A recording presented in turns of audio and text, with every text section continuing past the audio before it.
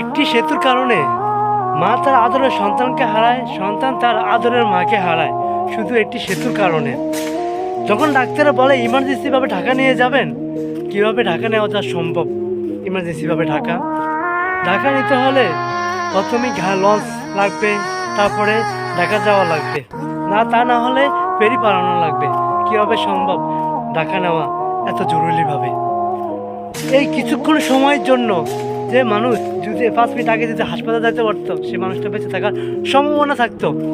ওই লঞ্চ পাড়াইতে আর speed boat বাড়াইতে জীবন ওখানে চমকে দাঁড়ায়। তাহলে এই জন্যই বলতেছি, আমাদের বরিশাল ভোলা একটু সেতু জরুরি দরকার। শুধু আমাদের ভোলাবাসী আন্দোলন করে না, আন্দোলন করার কারণটাই হলো যে একটি সেতু। কারণ এই সেতুর জন্য মা তার আদরের সন্তানকে হারায়, সন্তান তার আদরের মাকে হারায়।